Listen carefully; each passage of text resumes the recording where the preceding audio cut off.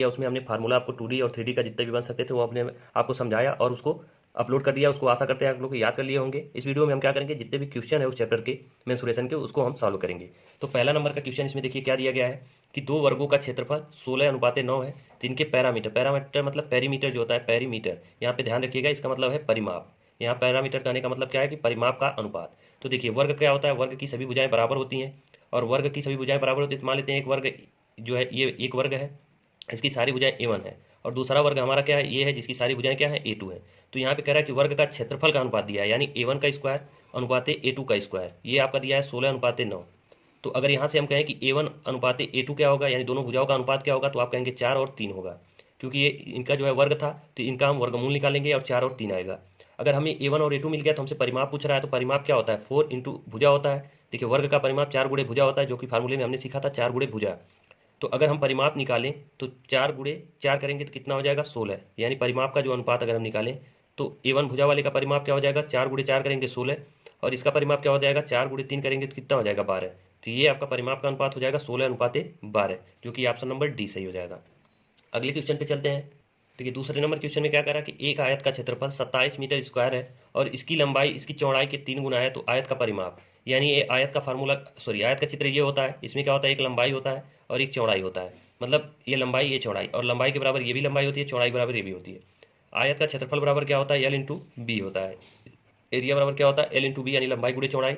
लेकिन यहाँ पे एरिया का तो दिया है कि 27 मीटर स्क्वायर है, लेकिन यहाँ पे क्या कर रहा है कि उसकी लंबाई उसकी चौड़ाई का 3 गुना। तो चौड़ाई अगर मान लेते हैं b है तो लंबाई क्या हो जाएगा L बराबर क्या हो जाएगा 3b हो जाएगा, यानी लंबाई जो है चौड़ाई का क्या है 3 गुना है, तो लंबाई 3b और चौड़ाई मान लेते हैं b है।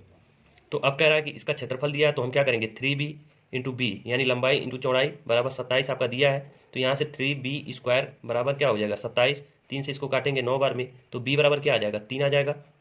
अगर b बराबर 3 यानी चौड़ाई 3 आ गया तो लंबाई क्या आ जाएगा 9 आ जाएगा। लंबाई क्या आ जाएगा L बराबर आपका 9 आ जाएगा, क्योंकि ये इसका 3 गुना है। तो लंबाई अगर 9 आ गया तो परिमाप आपसे पूछ रहा है, तो आयत का परिमाप क्या होता है, आयत का परिमाप।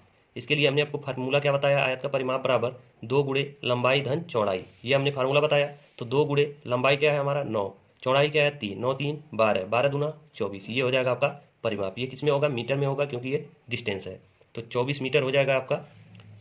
ये ऑप्शन पे मत जाइएगा, यहाँ पे ऑप्शन गलत लिखा है, अगले वाले क्वेश्चन का नोट हो गया है। आपका आंसर होगा 24 मीटर ही होगा, ठीक है, ये आपका आंसर सही हो जाएगा 24 मीटर। अब आइए तीसरे नंबर के क्वेश्चन पे चलते हैं। तीसरे नंबर के क्वेश्चन में देखिए क्या कह रहा है कि एक पहिया 4000 चक्कर लगाता है, 4000 चक्कर लगाता है और 60 किलोमीटर की दूरी तय कर रहा है। तो पहिए की त्रिज्या क्या होगा, मीटर में आपको बताना है, क्योंकि ऑप्शन हमारा मीटर में दिया है। तो इसमें आपको बताना है कि पहिए की त्रिज्या क्या होगी। तो देखिए पहिए की त्रिज्या मतलब पहिया क्या होता है, कोई भी पहिया क्या होता है वृत्ताकार होता है, तो हमने एक वृत्ताकार पहिया बना लिया। अब कह रहा है कि चक्कर कितना लगा रहा है 4000 और दूरी कितना तय कर रहा है 60 किलोमीटर। तो देखिए यहाँ अगर मान लीजिए कोई एक पॉइंट हम लेते हैं किसी पहिए का, तो यहाँ से चल करके यहाँ से ये पूरा पहिया जब यहाँ तक आएगा तो एक चक्कर लगाएगा। यानी कि यही अगर हम एक पॉइंट मान लें, ये पॉइंट पहले पृथ्वी पे यहाँ पे टच कर रहा है, फिर से जब ये घूम के एक चक्कर यहाँ पे आएगा तो एक चक्कर होगा। इस तरह के वो 4000 चक्कर लगा रहा है और एक चक्कर में वो कितनी दूरी तय कर रहा है, तो ये जो पहिए की परिधि होगी, जो इसका सरकमफेरेंस होगा, उसी के बराबर दूरी तय करेगी। यानी जो दूरी तय कर रही है वो 2πr, एक चक्कर में कितना 2πr दूरी तय कर रही है, और 4000 चक्कर में कितना दूरी तय करेगी, तो ये 4000 से मल्टीप्लाई कर लेंगे, यानी 2πr इंटू 4000, और टोटल डिस्टेंस क्या हो जाएगी 60 किलोमीटर की डिस्टेंस ये तय कर रही है। तो एक चक्कर, सॉरी एक मतलब वृत्त की परिधि और चक्करों की संख्या का जब मल्टीप्लाई करते हैं तो टोटल डिस्टेंस जो तय की जाती है उसके बराबर आ जाता है। कैसे आता है ये हमने आपको समझा दिया। अब यहाँ से हमसे पूछ रहा है कि पहिए की त्रिज्या क्या है, तो यहाँ से अगर हम पहिए की त्रिज्या निकालें तो ये 2 गुणे 22/7, पाई का मान क्या होता है 22/7, और गुणे हम 4000 करेंगे और इंटू आर, और यहाँ पे हम 60 रहने देते हैं। और देखिए यहाँ पे चूंकि हमारा ये आंसर मीटर में है तो 60 और ये किलोमीटर में है, तो मीटर में कन्वर्ट करने के लिए 1000 से हम जो है गुणा कर देंगे। तो ये 3 जीरो से आपका ये 3 जीरो खत्म हो जाएगा। अब आर बराबर क्या हम कर देंगे 60, और ये 7 उधर जाएगा तो मल्टीप्लाई हो जाएगा, और ये बटे में आपका आ जाएगा 22 दूनी 44 हो जाएगा, और गुणे ये 4 है तो 4 हम रहते हैं, ये इसको हम काट देंगे तो ये 15 बार में कट जाएगा। अब ये देखिए अब 15 सत्ते 105, और ये बटे में आपका कितना हो गया 44। अब जो है 105 आपका 44 से मैक्सिमम 2 बार में जाएगा, यानी 2 बार में 44 दूना 88। तो हमें ऑप्शन में सीधे सीधे दिखाई दे रहा है कि 2 बार में सिर्फ एक ही का ऑप्शन काट रहा है, 8 बार में तो कटेगा नहीं, 8 बार में नहीं जाएगा, 4 बार में भी नहीं जाएगा, तो 2.39 ये आपका आंसर हो जाएगा। पहिए की त्रिज्या 2.39 मीटर। तो इस तरह से इस क्वेश्चन को सॉल्व करते हैं। आशा करते हैं क्वेश्चन समझ में आया होगा। देखिए कोई भी क्वेश्चन अगर आपको समझ में ना आए तो आप हमें कमेंट करके बता सकते हैं, वहाँ पे आपको सारी रिप्लाई दी जाएगी। अगर आपको फिर भी नहीं समझ में आता तो हम स्पेशल इसके लिए वीडियो बना के अपलोड कर देंगे। आइए अब चौथे क्वेश्चन पे चलते हैं। देखिए चौथे क्वेश्चन में क्या कह रहा है कि दो त्रिभुजों के क्षेत्रफलों का अनुपात 1:2 है और आधारों का अनुपात 3:4 है, तो उनकी ऊंचाई का अनुपात क्या होगा। तो कोई भी दो त्रिभुज है, तो मान लीजिए त्रिभुज का क्षेत्रफल क्या होता है, 1/2 इंटू आधार गुणे ऊंचाई, आधार गुणे ऊंचाई, ये होता है त्रिभुज का फार्मूला। ये त्रिभुज के क्षेत्रफल का फार्मूला होता है 1/2 आधार गुणे ऊंचाई, जैसा कि हमने आपको बता रखा है कि जब हमको ऊंचाई पता हो तो त्रिभुज का क्षेत्रफल कैसे निकालते हैं, आधार गुणे ऊंचाई। तो मान लेते हैं कि जो पहला त्रिभुज है उसको मान लेते हैं 1/2 उसका क्षेत्रफल, और आधार मान लेते हैं आपका कुछ भी है, आधार बेस है, आधार को बी से हम बेस से आधार करते हैं तो b1 मान लेते हैं, और ऊंचाई h1 मान लेते हैं। तो आधार गुणे ऊंचाई और बटे में 1/2, और दूसरे त्रिभुज का जो आधार है मान लेते हैं b2 है और ऊंचाई क्या है h2 है। तो अगर इस तरह से 1/2 आधार गुणे ऊंचाई 1/2 आधार गुणे ऊंचाई, तो ये क्षेत्रफल हो जाएगा। और क्षेत्रफल का अनुपात क्या दे रखा है 1/2, और जो बेस का अनुपात क्या दे रखा है, तो यहाँ पे हम सीधे आपको डायरेक्ट लिख देते हैं कि बेस का अनुपात है 3:4। तो इसकी जगह पे हम 3 रख सकते हैं, इसकी जगह पे हम क्या रख सकते हैं 4 रख सकते हैं। तो इसको हम 2 से काट सकते हैं 2 बार में, और ये यहाँ कटेगा नहीं, तो इसको हम क्या कर सकते हैं 3h1/2, और ये बटे में क्या होगा 2h2, ये होगा 2 से 2 ये कट जाएगा, बराबर 1/2 इसको रहने देते हैं। तो यहाँ से अगर हम देखें कि h1/h2 बराबर क्या हो जाएगा, इस 3 को हम इधर पक्षांतर कर देंगे, ये 2 भी कट चुका हमारा, तो यहाँ पे हम इसे क्या कर देंगे 1/6, इसको हम पक्षांतर करेंगे तो क्या आएगा 1/6। सॉरी यहाँ एक छोटी सी मिस्टेक हो गई है, ये यहाँ पे इसको कट कर देते हैं। यहाँ पे क्या है, ये आपका 3h1/2, और ये क्या होगा, ये 2 से 2 4 को काटेंगे तो ये 2 बार में कटेगा, यानी 2h2। अब ये हमारा ऊपर न जाकर के यहाँ पे आता है, ये लगने बीच में क्या आता है यहाँ पे, तो ये 2 से 2 कटेगा नहीं, बराबर में 1/2 है ही, इसको रहने देते हैं। तो ये 3h1 अपान क्या होगा 4h2 होगा, और बराबर क्या होगा 1/2, ये 2 से अब कटेगा 2 बार में, तो h1 और h2 का अनुपात यहाँ से क्या मिल रहा है, ये 2 उधर जाएगा तो 2 ऊपर चला जाएगा, और ये 3 इधर आएगा तो नीचे आ जाएगा। तो ये 2:3 का रेशियो बनेगा ऊंचाई का, क्या 2:3, जो कि ऑप्शन नंबर आपका कौन सा सही हो जाएगा, डी सही हो जाएगा। कुछ नहीं करना है, बस फार्मूले पे हमें रखना है और जो वैल्यू दिया गया है उसको रखना है, फिर उसके बाद से कैलकुलेशन करके हम सीधे ऊंचाई का रेशियो निकाल लेंगे। नहीं तो आप यहाँ सीधे सीधे ये भी कर सकते थे कि 1/2 से 1/2 काट सकते थे, और इस 4 को इधर पक्षांतर करते, इस 3 को इधर करते, तब भी आपका आसानी से आ जाता। हमने क्या किया, थोड़ा सा गलती कर दिया, इसको यहीं पे काट लेना चाहिए था, कोई दिक्कत नहीं। चलिए आप लोग समझ गए होंगे। अब आइए 5वें नंबर के क्वेश्चन पे चलते हैं। देखिए 5वें नंबर के क्वेश्चन में क्या कह रहा है कि दो समांतर चतुर्भुज समान आधारों और एक ही समांतर के बीच खड़े होते हैं, तो उनके क्षेत्रफलों का अनुपात क्या होगा। तो कहने का मतलब ये है कि दो समांतर चतुर्भुज, समांतर चतुर्भुज क्या होता है कि दो जो भुजाएं होती हैं वो आपस में क्या होती हैं, पैरेलल होती हैं, और उनके बीच में क्या होता है 90 डिग्री का कोण नहीं होता, ये ध्यान रखिएगा। तो ये समांतर चतुर्भुज, लेकिन यहाँ पे कह रहा है कि दो समांतर चतुर्भुज है जो समान आधार, तो आधार मान लेते हैं कि एक इसका आ गया और हम बढ़ा लेते हैं, तो समान आधार, जितना आधार ये है वही आधार यहाँ पे भी है, और कह रहा है कि दो समान आधारों और एक ही समांतर के बीच खड़े हैं, यानी एक ही पैरेलल के बीच में क्या है ये खड़े हैं, तो इनके एरिया का क्षेत्रफल। अच्छा बताइए, जब आधार देखिए समांतर चतुर्भुज का हमने आपका क्षेत्रफल का फार्मूला क्या बता रखा है, एरिया का फार्मूला हमने क्या बताया समांतर चतुर्भुज का, तो वो होता है आधार और गुणे ऊंचाई। तो यहाँ पे कह रहा है कि दो समांतर चतुर्भुज है और जिनका आधार क्या है सेम है, यानी जितना आधार इसका है उतना आधार इसका है, और एक ही समांतर के बीच, यानी जो ये समांतर रेखा है वो क्या है एक ही है, मतलब दोनों का समांतर के बीच क्या है, यानी कि कहने का मतलब सीधे सीधे इनकी हाइट क्या है बराबर है, यानी जितनी हाइट इस वाले समांतर चतुर्भुज की होगी उतनी ही हाइट इस समांतर चतुर्भुज की।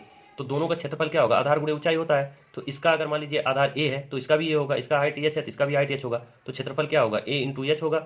तो इसका भी क्षेत्रफल दूसरे वाले का भी ए इंटू एच होगा, तो क्षेत्रफल का ये फार्मूला हो गया। तो इनका अगर रेशियो निकाला जाए तो 1:1 होगा कि नहीं होगा, आप कहेंगे बिल्कुल होगा, जब समान है दोनों चीज आधार और ऊंचाई तो क्षेत्रफल भी क्या होगा समान होगा, तो इनका अनुपात क्षेत्रफल का 1:1 बनेगा। अब आइए आसान सा क्वेश्चन है, बस आपको थोड़ा सा समझना और फार्मूला रखना है, बाकी आपका आंसर सीधे सामने होगा। अब छठे नंबर के क्वेश्चन पे चलते हैं। अब देखिए छठे नंबर के क्वेश्चन में क्या दिया, दो गोलों के पृष्ठीय क्षेत्रफल का अनुपात दिया है, तो उनके आयतन का अनुपात पूछा है। तो देखिए पृष्ठीय क्षेत्रफल का अनुपात जो है फार्मूला क्या होता है, पृष्ठीय क्षेत्रफल का 4πr²। तो मान लीजिए दो गोला है, तो एक का त्रिज्या मान लेते हैं स्मॉल r1 है, दूसरे का मान लेते हैं स्मॉल r2 है, तो 4πr2 का स्क्वायर, ये दोनों का क्षेत्रफल का जो है पृष्ठीय क्षेत्रफल का हमने फार्मूला लिख लिया, और इनका अनुपात दिया तो हम ऊपर नीचे बट्टे में कर लिए। तो ये क्या अनुपात दिया 49:25 दिया है। यहाँ से 4π से 4π कट जाएगा, तो अब हम अगर r1 और r2 का रेशियो निकालें तो ये स्क्वायर है, इधर जाएगा तो वर्गमूल होगा, तो वर्गमूल होगा तो 49 का 7 का वर्ग होता है, तो 7 हम कर दिए, और 25 के लिए क्या हो जाएगा 5 हो जाएगा, 25 का वर्गमूल निकालेंगे तो 5 हो जाएगा, यानी r1 का मान आ गया 7, r2 का मान आ गया 5। तो हमसे पूछा क्या है, आयतन का अनुपात पूछा है। तो आयतन के लिए हमने आपको फार्मूला बताया, गोले का आयतन होता है 4/3 πr³। तो r³ होता है, तो यानी एक त्रिज्या हमने स्मॉल r1 माना है तो स्मॉल r1 का क्यूब कर दिया, और दूसरा क्या होता है 4π 4/3 πr³, तो r2³ हो जाएगा। इसका अनुपात हमसे पूछा तो इसको हम ऐसे रहने देते हैं, तो 4π से 4π और बटे 3 ये कट गया, तो यानी r1³ बटे r2³, ये हमारा फार्मूला बना। तो r1 का मान हमें पता है 7, तो हम क्या करेंगे 7 का क्यूब बटे में आपका 5 है, r2 का मान तो 5 का क्यूब करेंगे, तो इसका मान क्या होता है 7 का 343 होता है क्यूब, और 5 का क्या होता है 125 होता है। तो ये आपका क्षेत्रफल का अनुपात आ गया 343/7, 125। तो ये बन गया आपका आयतन का रेशियो। अब आइए अगले क्वेश्चन पे चलते हैं 7वें नंबर पे। अब देखिए 7वें नंबर के क्वेश्चन में क्या कह रहा है कि यदि किसी शंकु के आधार का क्षेत्रफल बढ़ा दिया जाए तो वह मूल क्षेत्रफल का क्या होगा 1.96 गुना हो जाता है। यदि आयतन बढ़ा दिया जाए तो कितना प्रतिशत की जो है बढ़ोतरी होगी आयतन में, ये हमसे जानना चाह रहा है। तो सबसे पहले हम देखेंगे कि शंकु होता क्या है। तो शंकु इस तरह का जो फिगर बनता है ये शंकु होता है, और आधार इसका क्या होता है वृत्ताकार होता है। आधार क्या होता है वृत्ताकार, जिसमें आपकी ये त्रिज्या होगी स्मॉल आर। इतना आप लोग समझ पा रहे होंगे। शंकु है जिसका आधार क्या है वृत्ताकार है। तो अब इसके आधार का क्षेत्रफल कह रहा है, यानी कि इसका क्षेत्रफल कह रहा है, न कि वक्र पृष्ठ का। आधार का क्षेत्रफल मतलब इस वृत्त का क्षेत्रफल। वृत्त का क्षेत्रफल क्या होता है पाई आर स्क्वायर। यहाँ तक कोई दिक्कत नहीं है। अब कह रहा है इसका क्षेत्रफल ऐसे बढ़ाया जाता है कि मूल क्षेत्रफल का 1.9 गुना हो जाता है। तो मान लेते हैं कि पाई आर स्क्वायर जो पहले शुरू में था। अच्छा बताइए, अब अगर इसका कहे कि इसका क्षेत्रफल हम बढ़ाते हैं तो इसका क्षेत्रफल अब कब बढ़ा सकते हैं, जब इसमें आर का मान बढ़ाएंगे, यानी कि इसका आर का मान पहले कुछ और है और बाद में हम कुछ और कर दे, तब इसका क्षेत्रफल बढ़ेगा। क्योंकि देखिए पाई तो घटना बढ़ना है नहीं, ये तो फिक्स है, ये कांस्टेंट होता है, हम आर को ही बढ़ा घटा सकते हैं। यानी इसका क्षेत्रफल अगर आधार का हमें बढ़ाना होगा, यानी आर का मान बढ़ाना होगा, तो पहले हम मान लेते हैं कि जो वृत्त इसके आधार यानी शंकु के आधार का क्षेत्रफल, यानी जो इसका आधार है वृत्ताकार, उसका क्षेत्रफल क्या है 100 है। फिर बढ़ाने के बाद वो कितना हो जा रहा है कि इसका मूल क्षेत्रफल का 1.9, तो मूल क्षेत्रफल क्या है 100, इसका कितना 1.96 गुना हो गया। तो हमने यहाँ पे कर दिया, यानी पहले क्षेत्रफल उसका 100 रहा होगा, अब कितना हो जाएगा 196 हो जाएगा। 100 का मल्टीप्लाई करेंगे तो 196 हो जाएगा। यानी पाई आर स्क्वायर का मान पहले 100 रहा होगा। तो यहाँ से अगर हम आर का मान देखें, क्योंकि देखिए क्षेत्रफल में क्या है, क्षेत्रफल डिपेंड करता है सिर्फ और सिर्फ आर पे। आर पे डिपेंड करता है, पाई पे करता नहीं है। तो यहाँ से अगर आर का मान हम देखें तो ये 10 का स्क्वायर रहा होगा। 10 का स्क्वायर होगा तभी तो 100 होगा, यानी आर का मान क्या रहा होगा 10। और यहाँ पे देखिए तो आर का मान क्या है, ये 14 का स्क्वायर है, 14 का जो है वर्ग है। तो यहाँ आर का मान क्या हो जाएगा, आपका आर का मान हो जाएगा 14। तो हमने बढ़ोतरी कितना की, 10 से क्या किया 14 किया, यानी आर में 4 की वृद्धि कर दी। इतना चीज़ आपको समझ में आ रहा होगा कि ये 10 का स्क्वायर है और ये क्या है 14 का स्क्वायर है 196। तो आर पहले 10 रहा होगा, फिर हमने कर दिया 14, तब जाके क्षेत्रफल में 100 से 1.96 यानी गुना होगा 100 का, यानी 196 हो जाएगा। अब यहाँ तक चीज़ें समझ में आ गई हो। तो अब हमसे क्या कह रहा है, यदि आयतन बढ़ा दिया जाए। अच्छा ये बताइए आयतन क्या होता है। अगर शंकु का आयतन का फार्मूला आप लोगों को पता हो तो शंकु के आयतन का फार्मूला होता है 1/3 पाई आर क्यू।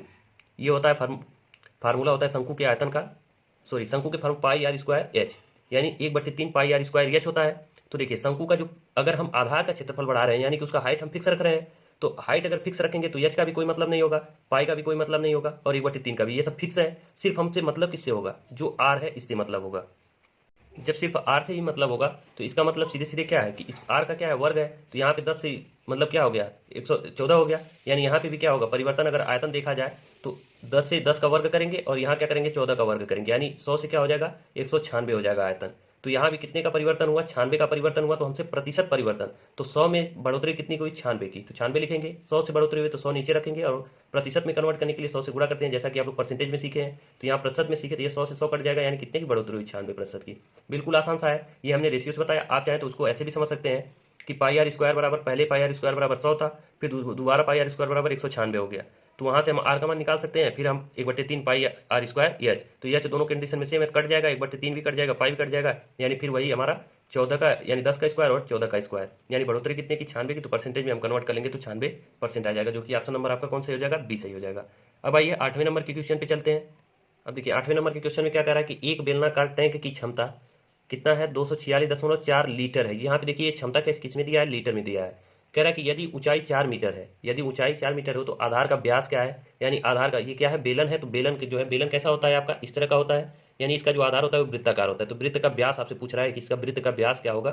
तो सबसे पहले देखिए बेलन का जो है आयतन का फार्मूला क्या होता है। तो बेलन का जो वॉल्यूम का फार्मूला होता है, वॉल्यूम, ये फार्मूला होता है pi r square h, pi r square h होता है। यहाँ पे आयतन ही दिया है, ये क्षमता का मतलब क्या है, ये आयतन दिया है, लेकिन किस में दिया है लीटर में दिया है। तो पाई आर स्क्वायर एच का मान दिया है, पाई आर स्क्वायर एच बराबर क्या दिया है 246.4 लीटर, ये लीटर में है। तो देखिए यहाँ पे एक चीज ध्यान रखिएगा कि 1 मीटर क्यूब में होता है 1000 लीटर, 1000 लीटर होता है। 1 मीटर क्यूब में क्या होता है 1000 लीटर।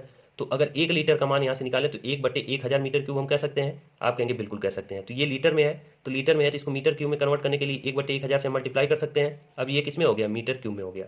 अब देखिए यदि ऊंचाई 4 मीटर दिया है, ऊंचाई दिया है 4 मीटर, तो ये पाई का मान हम रख सकते हैं 22/7, इसका मान हम क्या रखेंगे 22/7। और आर का मान हमें पूछ रहा है, क्योंकि व्यास पूछा है 2r का मान पूछ रहा है, तो हम इसको रहने देंगे आर स्क्वायर। और एच का मान क्या दिया है 4, और ये क्या हो जाएगा 246.4/1000, ये हो गया। अब इसी को हमें सॉल्व करना है।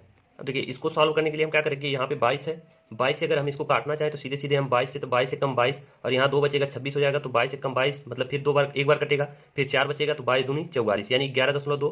फिर इसको अगर हम 4 से काटे तो ये 4 दूना 8 थी, 4 और 32 यानी 2.8 बार में कटेगा।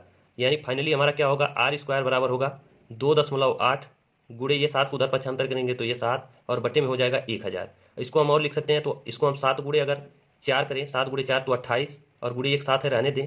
अब देखिए दशमलव को हमने हटाया है तभी 7 गुड़े 4 किया है, तो अगर नीचे 1000 है तो 10 से हमने एक दशमलव हटाने के लिए 10 से ऊपर गुणा किया होगा, तो 10 से नीचे भी करना होगा। अब आपको यहाँ दिखाई दे रहा होगा कि आर स्क्वायर का मतलब मान क्या है, 2 बार 7 और 2 बार 2 इसमें आया होगा, तो सीधे सीधे आर बराबर हम क्या कर सकते हैं, 1 बार 7 और 1 बार 2, और ये 100 का स्क्वायर रहा होगा, 100 का स्क्वायर रहा होगा तो हम बीच 100 कर देंगे, यानी 7 दूना 14 बट्टे 100, यानी आर का मान क्या आ गया 0.14। और हमसे 2r का मान पूछा, व्यास पूछा, तो ये क्या हो जाएगा 0.28 मीटर। इसको सॉल्व कर लीजिएगा, यही आएगा। अब आइए अगले क्वेश्चन की ओर चलते हैं, 9 नंबर पे। देखिए सारी चीज़ें देखिए, अगर आपको फार्मूले याद है तो आपके जो है मेंसुरेशन के क्वेश्चन आपके आसानी से लगते हुए चले जाएंगे। बस आपको कौन सी जगह पे क्या अप्लाई करना है ये आपको सीखना है। यहाँ पे कह रहा है कि एक वर्ग ए है, वर्ग ए है, उसका विकर्ण क्या है, a प्लस बी है। एक वर्ग का विकर्ण जिसका क्षेत्रफल वर्ग ए के क्षेत्रफल का 2 गुना है, तो उसका विकर्ण हमें ज्ञात करना है। तो मान लीजिए कोई एक वर्ग है, ये वर्ग है, और इसका विकर्ण क्या है, इसका विकर्ण दिया है a प्लस बी। ये वर्ग ए है, इसका विकर्ण है a प्लस बी। अब कह रहा है कोई दूसरा विकर्ण है जो इसका क्षेत्रफल इसका 2 गुना है, तो अच्छा बताइए इस वर्ग का क्षेत्रफल क्या होगा। तो हमने आपको उससे बताया था कि अगर हमको विकर्ण पता हो तो क्षेत्रफल क्या होता है, वर्ग का क्षेत्रफल एरिया बराबर क्या होता है, विकर्ण का स्क्वायर यानी a प्लस बी का स्क्वायर बाई 2, विकर्ण का स्क्वायर बटे 2, ये फार्मूला होता है। हमने आपसे बताया था कि जब वर्ग का विकर्ण हमें पता हो तो विकर्ण का स्क्वायर में अगर 2 से भाग कर दे तो एरिया पता चल जाएगा। तो इस ए का जो है एरिया हमको यहाँ पता चल गया, a प्लस बी का होल स्क्वायर बटे 2। अब क्या कह रहा है कि एक और वर्ग है जिसका हमें विकर्ण पता करना है और जिसका क्षेत्रफल इस वर्ग के क्षेत्रफल का 2 गुना है। तो इस वर्ग का क्षेत्रफल a प्लस बी का होल स्क्वायर बाई 2 है। तो दूसरे वाले जो वर्ग है उसका मान लेते हैं a डैश है, उसका क्षेत्रफल क्या हो जाएगा 2a प्लस बी का होल स्क्वायर बटे 2, यानी इसका 2 गुना, इस वाले क्षेत्रफल का 2 गुना, तो हमने 2 से मल्टीप्लाई कर दिया, तो ये 2 से 2 कट जाएगा, यानी इसका एरिया क्या आ गया a plus B into whole square. अब हमसे इसका विकर्ण पूछ रहा है, जो नया वाला ये वर्ग बना है इसका हमसे विकर्ण पूछ रहा है, और एरिया हमको पता है, तो एरिया पता है a प्लस बी का होल स्क्वायर, ये हमें पता है। और विकर्ण हमसे पूछा है, तो विकर्ण क्या होता है डी स्क्वायर बाई 2, विकर्ण मान लेते हैं डी है, उसका आधा करते हैं, स्क्वायर करके आधा करते हैं तो हमें क्षेत्रफल पता चलता है। तो डी हमसे पूछ रहा है, तो डी पता करने के लिए 2 को इधर पक्षांतर करना होगा, यानी यहाँ पे हम क्या कर सकते हैं, डी स्क्वायर बराबर a प्लस बी का होल स्क्वायर इंटू 2। देखिए सारी चीज़ें हम आपको स्पष्ट समझा रहे हैं इसलिए टाइम लग रहा है, आप चाहें तो इसको बहुत ही स्पीड से कर सकते हैं। और यहाँ से अगर हम डी निकालना चाहें यानी विकर्ण निकालना चाहें तो क्या हो जाएगा, रूट में 2 ए प्लस बी का होल स्क्वायर, ये होगा ए प्लस बी का होल स्क्वायर। लेकिन ए प्लस बी का होल स्क्वायर हम क्या कर सकते हैं, बाहर निकाल सकते हैं, यानी ए प्लस बी एक कोष्ठक में और रूट 2, ये आपका हो जाएगा दूसरे वाले का विकर्ण। तो रूट 2 ए प्लस बी, जो कि ऑप्शन नंबर सी में है। आप चाहें तो इसको फार्मूले से आसानी से रखेंगे, आपको स्टेप खा भी सकते हैं, इसमें कोई दिक्कत नहीं है। हमने यहाँ पे समझाने के लिए सारी चीज़ें आपको एक एक स्टेप करके दिखाया है। तो इस तरह से इस प्रश्न को सॉल्व करेंगे। अब आइए 10वें नंबर के क्वेश्चन पे चलते हैं। अब देखिए 10वें नंबर के क्वेश्चन में क्या कह रहा है कि एक जो है घनाभ है जिसका आधार का क्षेत्रफल 34 सेंटीमीटर है, तो ऊंचाई इतना है, तो घनाभ का आयतन। तो घनाभ क्या होता है आपको हमने ये बताया है कि कुछ इस तरह से बनता है आपका घनाभ, जिसमें लंबाई चौड़ाई और ऊंचाई होती है, लंबाई चौड़ाई और ऊंचाई होती है। घनाभ का जो है ये फिगर है। तो इसमें कह रहा है कि आधार का क्षेत्रफल दिया है, आधार आपका ये जो समतल वाला एरिया होगा, जो फर्श होगा, उसका क्षेत्रफल दिया है, यानी एल इंटू बी दिया होगा, और हाइट का मान आपका दिया है 3.5। तो इसका आयतन पूछा है, तो आयतन क्या होता है, आयतन होता है L into B into H. तो यानी एल इंटू बी आधार का क्षेत्रफल ये आपको दिया है, कितना दिया है 34 दिया है, 34 वर्ग सेंटीमीटर। और ऊंचाई हमको पता है, यानी आयतन इसका निकालना है, यानी एल बी एच हमें निकालना है। तो एल बी का मान दिया है 34 और एच का मान क्या दिया है 3.5 दिया है। तो हम बहुत आसानी से इसका आयतन निकालेंगे एल बी एच का। इसको हम क्या कर सकते हैं, 34 दिया है तो हम 34 से क्या करते हैं 3.5 में मल्टीप्लाई कर लेते हैं। तो 34 में अगर 3.5 का मल्टीप्लाई करेंगे तो ये आपका हो जाएगा 119, और ये जीरो, तो ये दशमलव के पहले एक अंक पे दशमलव, तो एक अंक पे दशमलव लगा देंगे, यानी 100 जो है 119। और ये क्या है आयतन है, तो ये सेंटीमीटर क्यूब में होगा। तो ऑप्शन नंबर आपका क्या सही हो जाएगा, सी सही हो जाएगा। इस तरह से इस प्रश्न को सॉल्व करेंगे। तो देखिए वीडियो 24 मिनट का हो गया, तो हम इस 10 क्वेश्चन पे यहाँ पे रोकेंगे। बाकी के जो क्वेश्चन है अगली वीडियो में सॉल्व कर लेते हैं। तो वीडियो कैसा लगा आप लोग हमें कमेंट करके जरूर बताते रहे। अगर वीडियो अच्छा लगा तो वीडियो को लाइक करें, सब्सक्राइब करें अगर चैनल पर पहली बार हो। वीडियो को पूरा देखने के लिए धन्यवाद, मिलते हैं नेक्स्ट वीडियो में। अगर कंटेंट पसंद आए तो लाइक कर दो, शेयर कर दो, सब्सक्राइब कर दो। ठीक है, बस इतना ही मांग रहे हैं।